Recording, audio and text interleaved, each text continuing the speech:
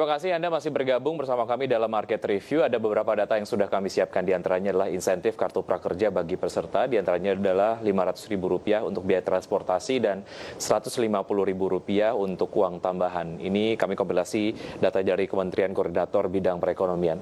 Kemudian ada satu survei yang dilakukan bagaimana sebetulnya penggunaan insentif kartu prakerja ini digunakan oleh peserta.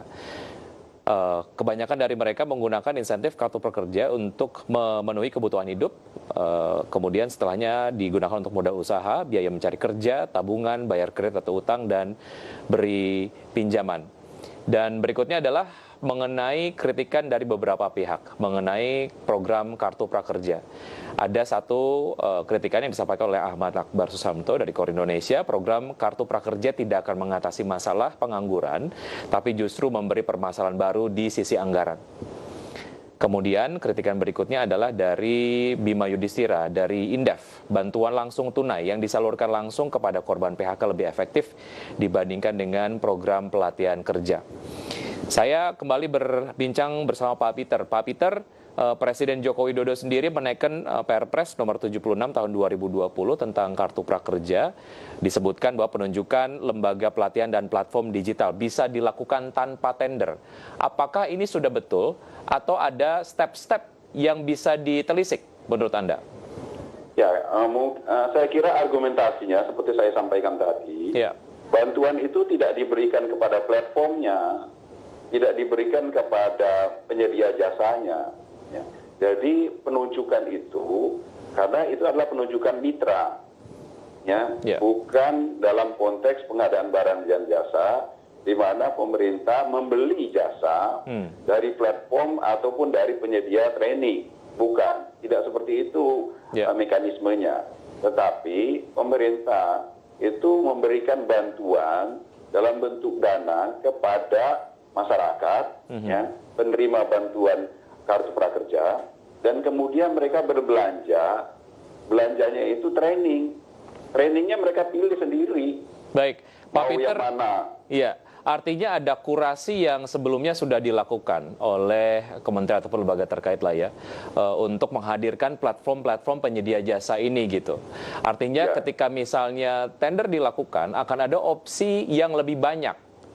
Dan ini mungkin akan menimbulkan aura fairness yang lebih baik lah gitu. Menurut Anda seperti apa, Pak Peter? Iya, saya kira begitu ya. Kalaupun seandainya sekarang ini ada kekurangan, ya, informasi yang saya terima dari pengelola kartu prakerja, ya, itu adalah mereka membuka seluas-luasnya kepada platform mana yang mau bergabung menjadi mitra. Nah, kemudian bergabungnya 8 itu, ya.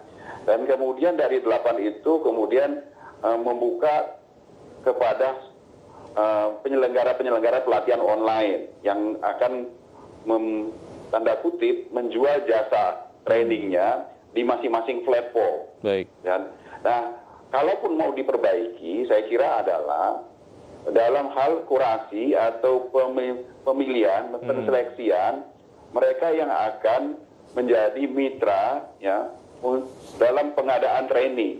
Jadi tidak sembarang yang bisa bergabung, seharusnya trainingnya harus dicek dulu kualitas trainingnya dan sebagainya. Jadi ada kurasi di situ, ya, ada penilaian evaluasi sejauh mana pelatihan-pelatihan disediakan di dalam platform-platform yang tergabung sebagai mitra kartu prakerja itu benar-benar berkualitas, bukan sekedar seperti yang sekarang ini selalu menjadi bahan kritikan. Baik. Kalau pelatihan seperti itu, pelatihan gratis di Google atau di YouTube juga banyak. Baik, Pak Peter, untuk menjamin akuntabilitas dari program prakerja ini ataupun mungkin penunjukan dari jasa penyedia jasa pelatihan-pelatihan ini, mekanisme pengawasan seperti apa yang bisa dilakukan gitu, agar betul-betul ya walaupun memang tidak melalui tender tapi tetap saja akuntabel. Ya, sekarang ini kalau kita bicara tentang akuntabel, ya. Sebenarnya kartu prakerja ini adalah sebuah terobosan, ya, karena semua dilakukan secara online, ya. Pemilihan dan sebagainya itu dilakukan secara online, yang artinya itu bisa dipertanggungjawabkan. Ya, semuanya kan tidak ada yang di bawah tangan. Sangat mudah untuk mempertanggungjawabkannya. Ya, ini adalah sebuah terobosan yang menurut saya harus kita apresiasi karena selama ini kan penyaluran bansos seringkali itu kan menjadi sebuah area yang tanda kutip agak gelap ya, karena tidak dilakukan dengan bukti-bukti yang cukup. Ya. Sementara ini karena dia secara online, nah semuanya bisa di-tracking, bisa ketahuan dan bisa dipertanggungjawabkan. Baik, Pak Peter mengcapture permasalahan-permasalahan ataupun mungkin kritikan dan juga input-input yang diberikan selama pelaksanaan Kartu Prakerja gelombang 1 sampai dengan 3.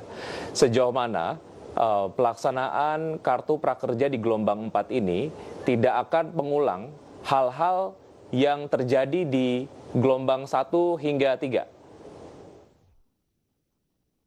Saya kira permasalahan utamanya yaitu adalah ya, di dalam pelaksanaan trainingnya. Ini yang menjadi paling krusial ya. Karena kalau kita balikkan sebagian besar dari bantuan itu adalah dalam bentuk bantuan langsung tunai dan pemanfaatannya seperti yang tadi hasil survei itu sangat sesuai dengan apa yang sebenarnya dibutuhkan oleh masyarakat di tengah wabah COVID ini. Jadi yang perlu diperbaiki utamanya adalah dalam pelaksanaan trainingnya. Ya. Sejak awal banyak pengamat termasuk saya itu mengusulkan kenapa di tengah kondisi sekarang ini udahlah Kartu Prakerja ini kita gunakan sepenuhnya aja untuk penyaluran bantuan langsung tunai. Ya. Sehingga ini benar-benar bisa memperluas ya dan mempercepat proses bantuan yang kita harus lakukan kepada masyarakat yang terdampak. Baik. Dan masyarakat terdampak juga tidak membutuhkan pelatihan sekarang ini. Ya, Pak Peter, kita masih ada satu segmen. Kita akan lanjutkan usai jeda berikut ini dan bisa tetap di Market Review. Usai jeda kami akan segera kembali.